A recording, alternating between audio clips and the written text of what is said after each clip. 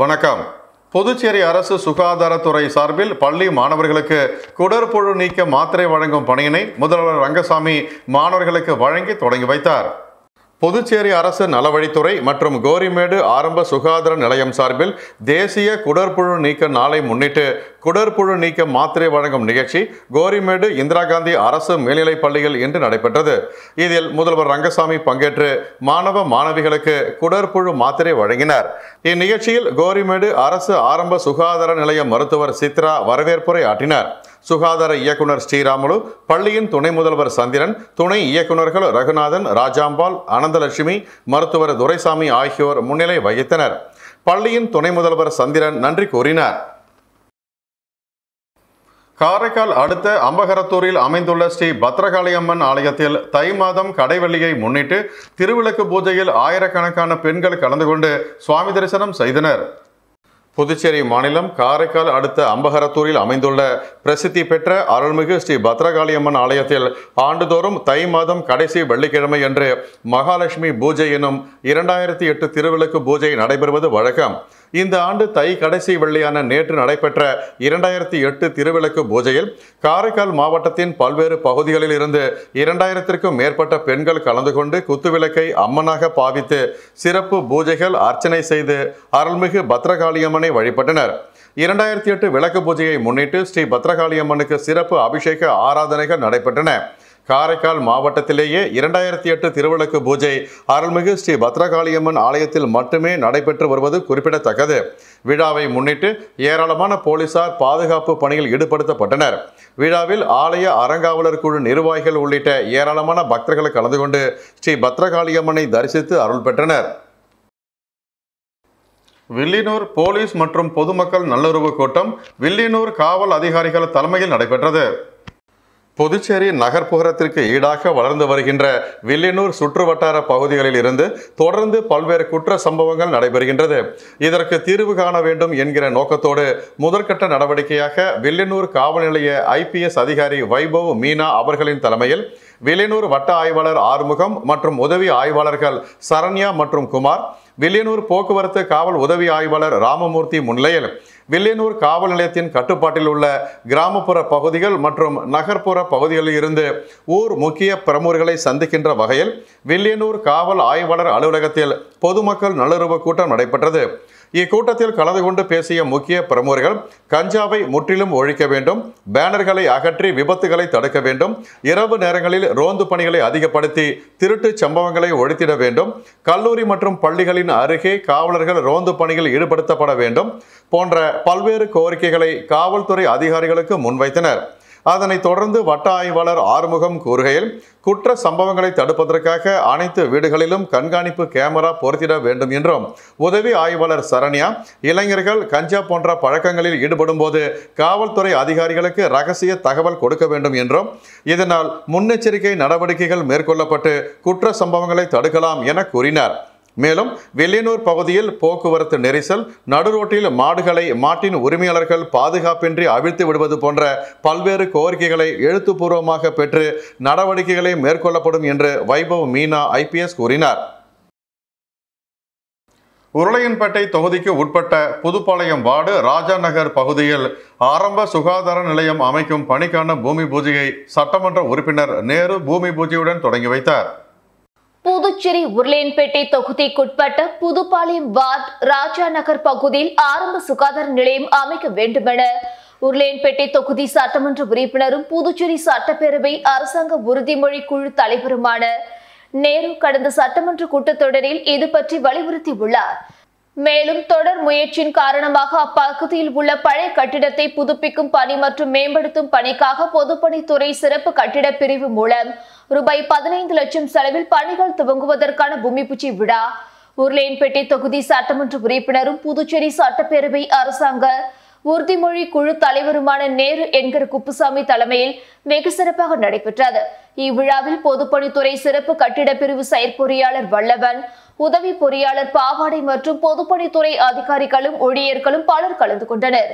மேலும் இவ்விழாவில் ராஜா நகர், முத்தமிழ் நகர், அருந்ததி நகர் பகுதியை சேர்ந்த ஊர் முக்கிய பிரமுகர்களும் பொதுமக்களும் மேலும் அப்பகுதியை சேர்ந்த மனிதநேய மக்கள் சேவை இயக்க பிரமுகர்கள் பலர் கலந்து கொண்டனர்.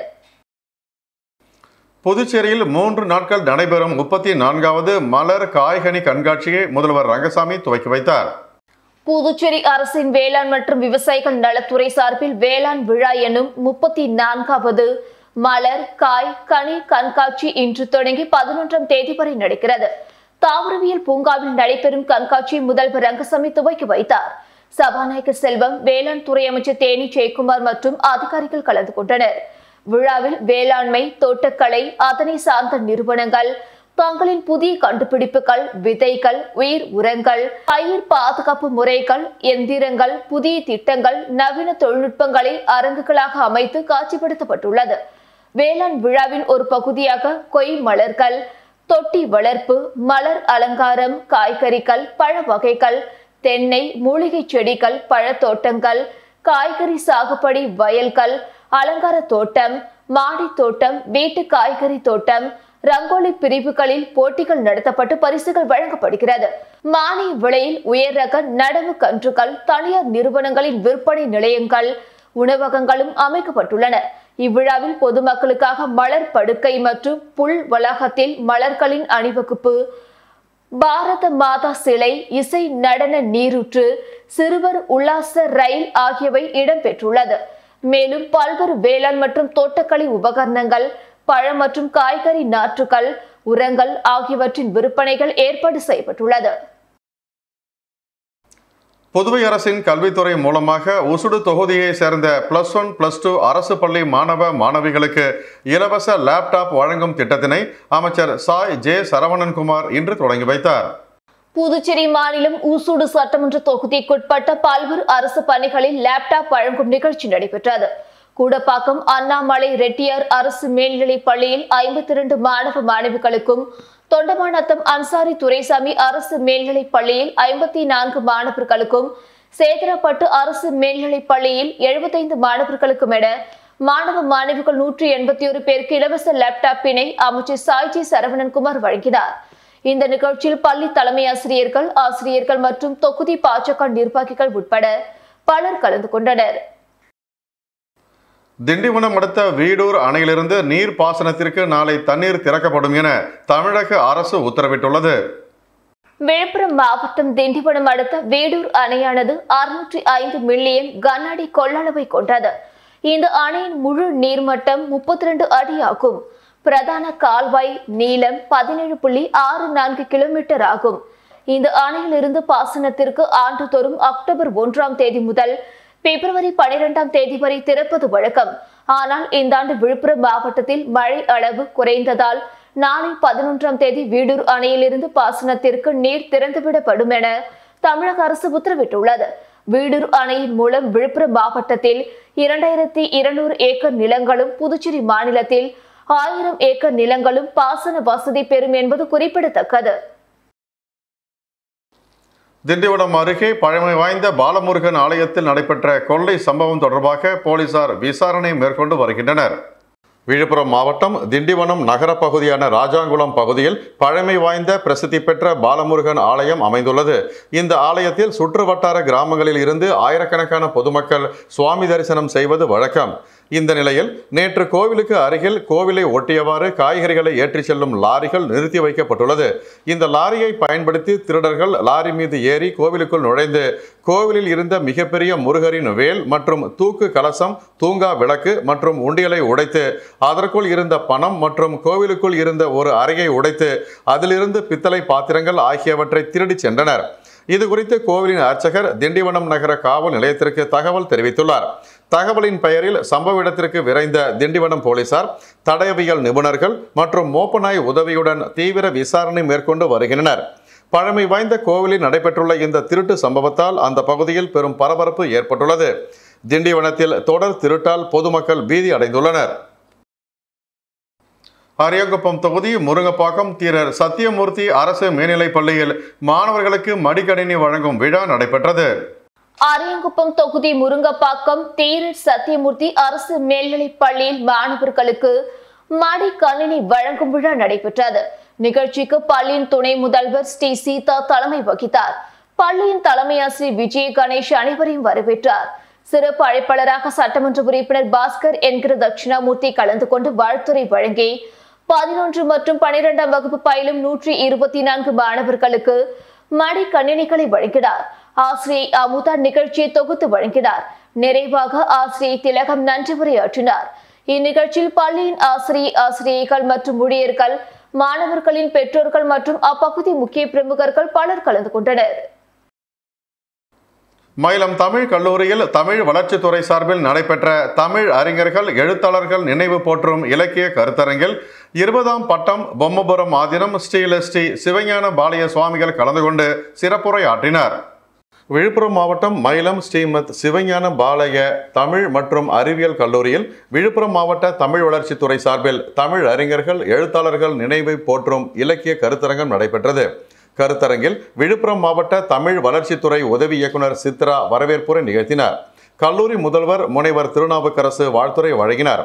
இதில் 20ஆம் பட்டம் பொம்மபுர ஆதீனம் ஸ்ரீ சிவஞான பாலய சுவாமிகள் மற்றும் திண்டிவனம் வட்டாட்சியர் சிவா ஆகியோர் சிறப்பு அழைப்பாளராக கலந்து கொண்டு சிறப்புரையாற்றினர். தொடர்ந்து தமிழ் பேச்சு போட்டிகளில் வெற்றி பெற்ற பல்வேறு பள்ளிகளைச் சேர்ந்த மாணவர்களுக்கு பாராட்டு சான்றிதழ்களை வழங்கி வாழ்த்து தெரிவித்தனர். இதில் தமிழ் துறையை சார்ந்த அவ்வை துரைசாமி, திருக்குறளார் முனிசாமி, கம்பதாசன் உள்ளிட்ட தமிழ் அறிஞர்கள் குறித்து பல்வேறு தமிழ் எழுத்தாளர்கள் மற்றும் கவிஞர்கள் மாணவர்களிடையே சிறப்புரையாற்றினர்.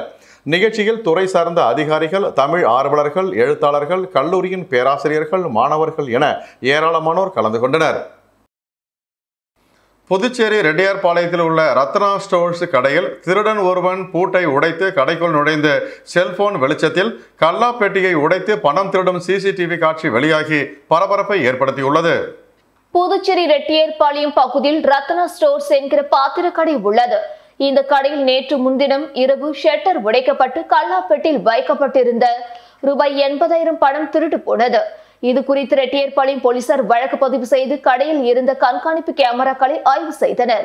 அதில் கடையின் உள்ளே புகுந்த மர்ம நபர் டார்ச் லைட் வெளிச்சத்தில் பணத்தை திருடி செல்லும் சிசிடிவி காட்சிகள் பதிவாகி உள்ளது. சிசிடிவி காட்சிகளின் அடிப்படையில் போலீசார் மர்ம நபரை தேடி வருகின்றனர்.